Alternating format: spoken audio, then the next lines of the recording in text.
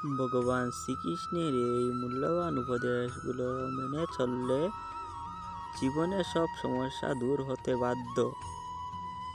তাই এই প্রসঙ্গে শ্রীকৃষ্ণ বোঝাতে চেয়েছিলেন যে আমার এই সমস্ত কথাগুলো শুনে চললে তোমাদের জীবনে কোনো রকম অসুবিধা হবে না।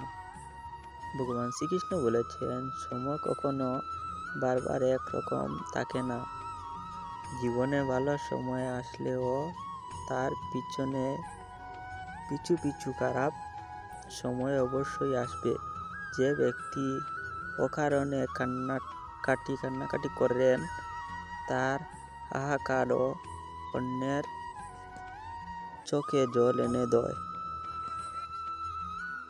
এই প্রসঙ্গে শ্রীকৃষ্ণ এটাই বোঝাতে চেয়েছেন যে সময় কারো কখনো বারবার একরকম থাকে না।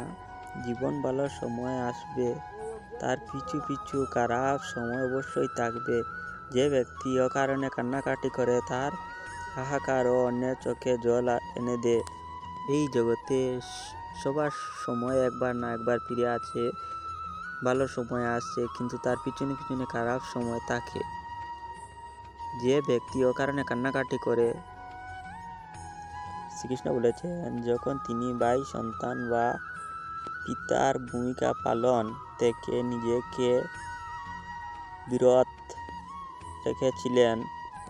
এই প্রসঙ্গে শ্রীকৃষ্ণ এটাই বোঝাতে চেয়েছিলেন, যখন তুমি নিজে একজন সন্তান বা ভাই ছিলে, তারপর থেকে উনি বাবার ভূমিকা পালন করেছেন।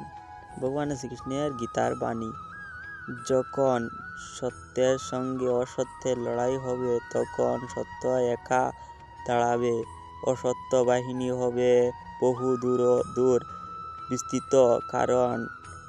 কারণ সত্যতা পিছনে মূর্খরা ও থাকবে।